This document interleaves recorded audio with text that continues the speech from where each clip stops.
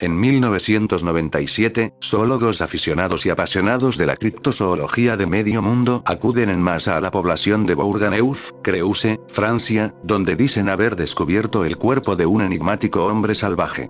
En efecto, allí les espera un tal Alain Naul, que en una maniobra digna del mismísimo Barnum, ha instalado una tienda en la que exhibe lo que dice ser el cadáver congelado de un ejemplar del mítico abominable hombre de las nieves. El cuerpo en cuestión pesa alrededor de 200 kilos y su tamaño ronda los 2,60 metros. Nadie parece tener idea de su procedencia exacta.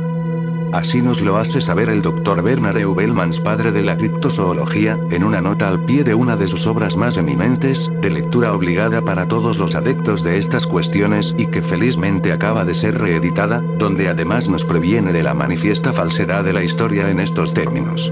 Heuvelmans, entre otras cosas, explicaba que el cadáver de un hombre congelado ha sido exhibido en la Feria Exposición de Bourganeuf.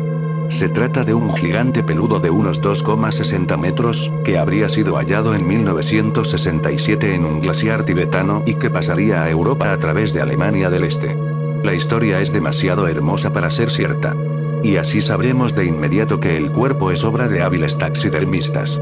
Este asunto confirma, no obstante, la autenticidad del Homo pongroides, el misterioso hombre de hielo de Minnesota, protagonista de uno de los más fascinantes episodios de la criptozoología, que no presentaba el mismo grado de sospechosa perfección. Hasta aquí los hechos constatados. Sabemos que el cuerpo del llamado Yeti de Bourganeuf, en la actualidad en paradero desconocido, se mostraba en el interior de un congelador, un bloque o lecho de hielo, en circunstancias similares a las que rodearon la presentación de su malogrado predecesor, el hombre de hielo de Minnesota. Circulan un puñado de fotografías del ejemplar, algunas de las cuales mostramos, y según se rumorea, un vídeo de dudosa calidad y más difícil localización. Al margen de la autenticidad de las fotografías mostradas en este video, el escenario resulta muy familiar. Una vez puesto en marcha el espectáculo, se formula la consabida cuestión sobre lo que pasaría si un espécimen de estas características o similares se mostrara finalmente, planteando un desafío a la ciencia moderna. Pasado el primer revuelo y desatados los rumores, el cuerpo desaparece puntualmente, junto con aquellos que propiciaron la revelación.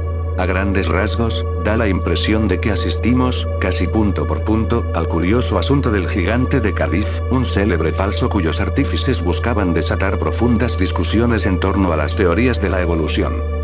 Se dijo que incluso el fotógrafo del periódico local, a quien se preguntó por los negativos de las fotos publicadas, aseguró que aquellos se habían perdido, convenientemente, según el cliché al que responde esta historia en todos sus puntos. Las pocas instantáneas que circulan aquí y allá por la red son las únicas que pudieron escanearse de imágenes publicadas en una revista francesa.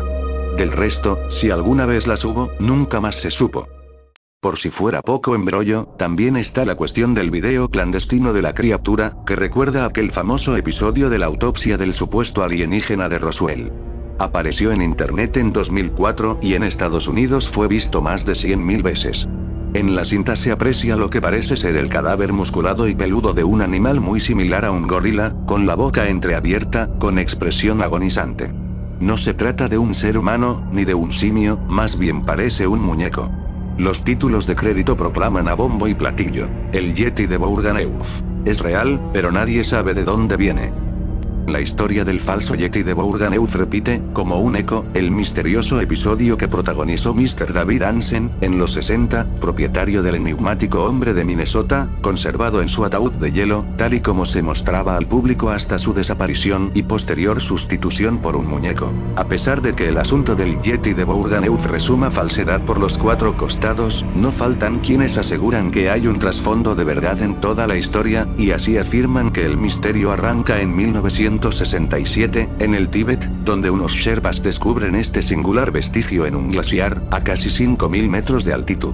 Consiguen extraerlo de su tumba de hielo, en un momento que se nos antoja sacado de una escena de la fabulosa obra La Cosa, el enigma de otro mundo, y transportarlo a una región próxima a Khumbu, donde unos monjes lo esconden en el fondo de un pozo en su monasterio, hasta que los soldados de la República de Mongolia lo descubren y se hacen con él. La singular mercancía es llevada a China, donde se convierte en una atracción en un parque de Shanghái antes de pasar a ser a las manos de una compañía alemana, que lo adquiere.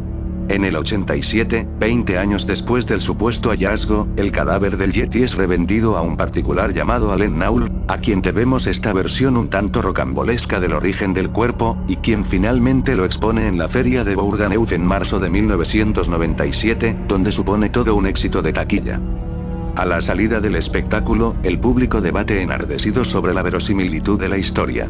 Los insistentes rumores despiertan la curiosidad de los criptozoólogos, que terminan por acercarse a echar un vistazo de cerca al simio congelado. La revista belga Criptozoología publica un artículo sobre el particular. Incluso un cirujano insiste en hacer un análisis de una muestra de tejidos del cadáver. Finalmente, gracias a las peripecias de un joven escultor entusiasmado con la imagen del hombre de los bosques, se descubre el pastel. El espécimen de Bourganeuf resulta ser obra de un taller de taxidermistas de París, que vendieron al propietario de la feria.